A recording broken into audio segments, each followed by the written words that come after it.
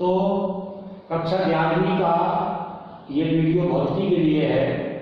इसमें अपन पिछले वीडियो में या पिछले टर्म में अपन ने अभिकेंद्रीय त्वरण, अभिकेंद्रीय बल आदि पढ़ा था। अभिकेंद्रीय बल से संबंधित हमने कुछ उदाहरण भी आपको बताए थे। आज हमारा जो महत्वपूर्ण प्रश्न था वो अपन पढ़ने जा रहे हैं। उस दिन हमने बताया था वीडियो में कि वृत्तीय मोड़ पर साइकिल सवार जो होता है वो केंद्र की ओर झुकता है। यदि उसको मोड़ सुरक्षित ढंग से पार करना है तो उसे मुड़ना पड़ता है, ठीक है कि नहीं? तो मुड़ना पड़ता है, उसकी वैल्यू कितनी होगी, कितना मुड़ना पड़ेगा, उसका वेग कितना होना चाहिए, किस वृत्तीय उस वृत्त की त्रिज्या या उस वृत्तीय मोड़ की त्रिज्या कितनी होनी चाहिए ताकि व्यक्ति मोड़ पर सुरक्षित ढंग से पार कर सके। इस बात को हम इसमें समझेंगे, इसकी गणितीय व्याख्या करेंगे, थीटा की वैल्यू या tan थीटा की वैल्यू निकालेंगे, ठीक है? तो हमने माना कि साइकिल सवार का द्रव्यमान स्मॉल है। जो व्यक्ति साइकिल पर बैठा है वो और वो जो साइकिल चला रहा है वो, उन दोनों का कुल द्रव्यमान हमने कितना मान लिया? Small m। यानी साइकिल सवार सहित माना हमने कि साइकिल सवार सहित साइकिल का कुल द्रव्यमान कितना है? स्मॉल m, ठीक है?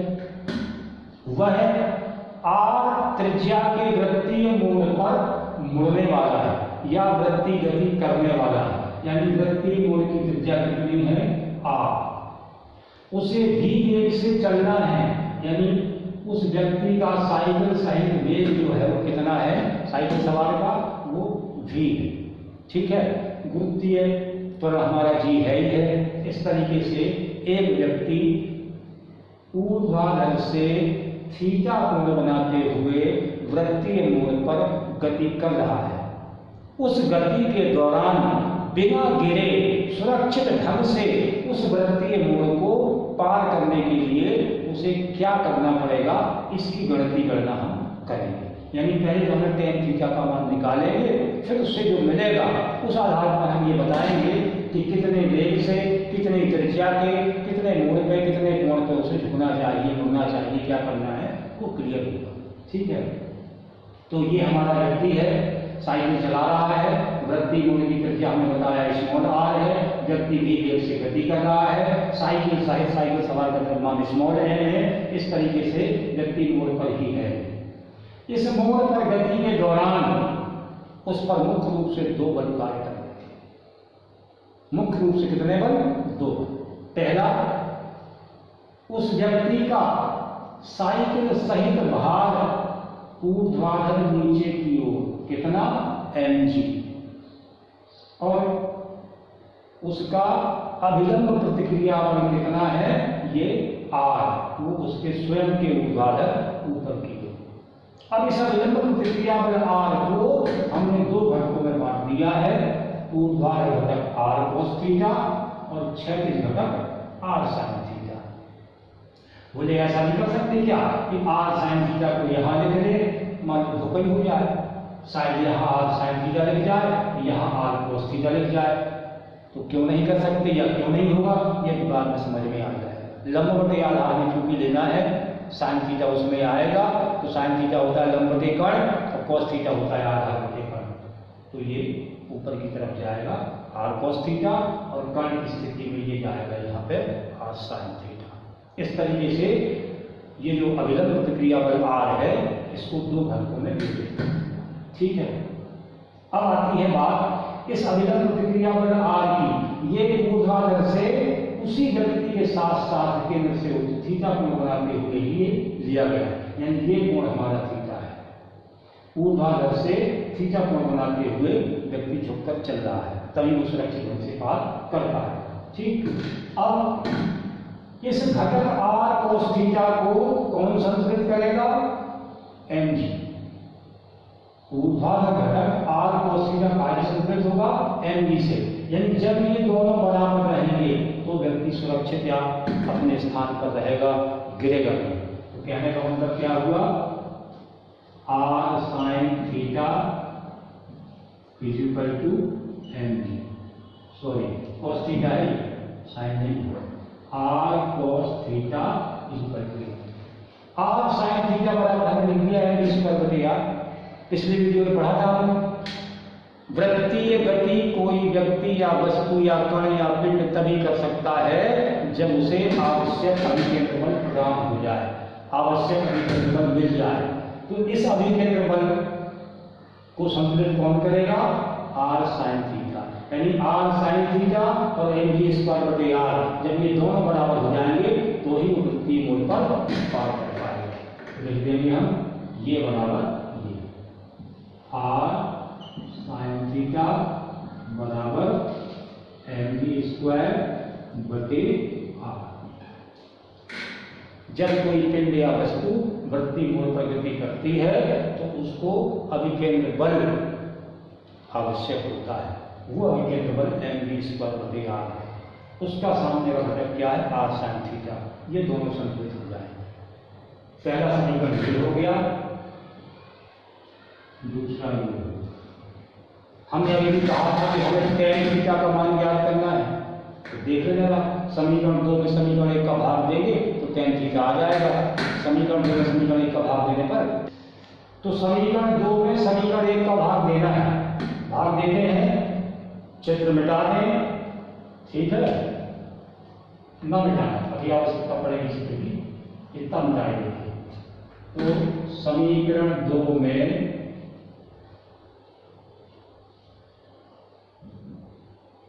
समीकरण 1 का भाग इतना ही समझ लेना है, भाग देने का। तो आर साइन थीटा बटे r cos theta, r sine theta बटे आर कोस थीटा बराबर एम वी स्क्वायर बटे आर बटे एम जी। ठीक है, आर से आर कटा, ये क्या बन गया? साइन थीटा बटे कोस थीटा बराबर, ऊपर ले गए इसको तो एम वी स्क्वायर बटे आर तो है ही है, ये हो गया 1 बटे एम जी। ठीक है ना, ऊपर जाएगा तो कट जाएगा, एम से एम हमारा कट गया। साइन थीटा बटे कोस थीटा बराबर क्या होता है? tan theta. ये बचा वी स्क्वायर बटे आर जी,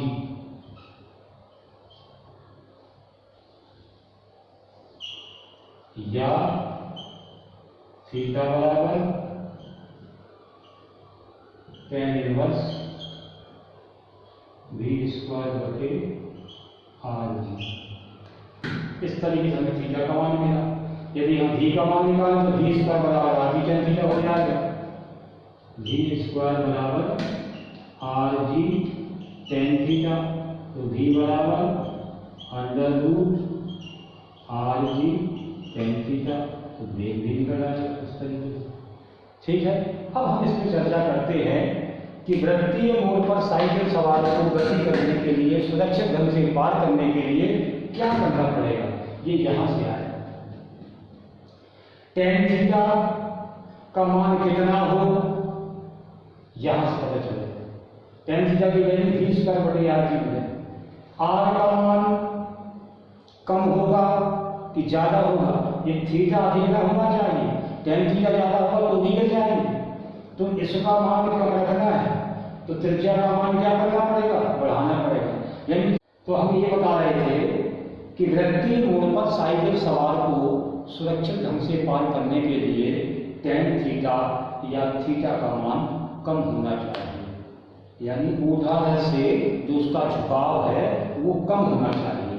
और tan थीटा का मान कम होने के लिए देखिए यहाँ पर वी स्क्वायर बटे आर जी लिखा है, इसका मान कम होगा जब अंश की संख्या जो भी है, अंश की जो भी राशि है उसका मान कम हो तो ये थीटा कम हो जाएगा, और जो नीचे वाली राशियां हैं इनका मान अधिक हो तो इसका मान कम हो जाएगा। तो आर क्या है? वृत्तीय मोड़ की त्रिज्या। यदि त्रिज्या अधिक होगी तो tan थीटा का मान कम होगा। इसका मतलब ये हुआ कि जब भी हमें कभी मोड़ पर मुड़ना हो साइकिल से या मोटरसाइकिल से, तो थोड़ा दूरी से मुड़ना है, यानी अधिक मान की त्रिज्या लेना है, थोड़ी दूर से मुड़ेंगे तो हम सुरक्षित रहेंगे। और जैसे ही मोड़ आया तो तुरंत मुड़े तो वहीं गिर जाएंगे, क्योंकि त्रिज्या अधिक होगी तो ही सुरक्षित पार कर पाएंगे। आता है भी क्या है वेग। जब कभी भी मोड़ आए तो चाल हमारी कम हो जाए, ऐसा नहीं कि 100 की चाल में चल रहा है, मोड़ आ गया 100 में मोड़ दिया तो 100 में मोड़ेंगे तो गिरे, क्योंकि लिखा है भी माने वेग। वेग मान जितना कम होगा उतनी tan थीटा कम होगा, और जब tan थीटा कम होगा तो हम वृत्तीय मोड़ पर सुरक्षित ढंग से पार कर पाएंगे। एक क्वेश्चन का हल तुम्हें खुद करना है, क्रीम सेपरेटर से क्रीम कैसे निकल आती है। हमारा जो क्रीम पृथककारी होता है, क्रीम सेपरेटर मशीन जो होती है, मिक्सी मान लीजिए, मिक्सी मशीन में अपन दूध या मक्खन भरते हैं तो दूध अलग और ये आपका वसा अलग हो जाता है, पानी अलग हो जाता है। ये क्रिया कैसे होती है इसको खुद लिखना है पहले, और लिख करके 3 लाइन में 3 लाइन का उत्तर कम से कम लिखना है, और वो 3 लाइन जो है लिखना है, बता करके बताना है कमेंट बॉक्स में ऐसा होना चाहिए। इसके बाद अगले टॉपिक में अगले वीडियो में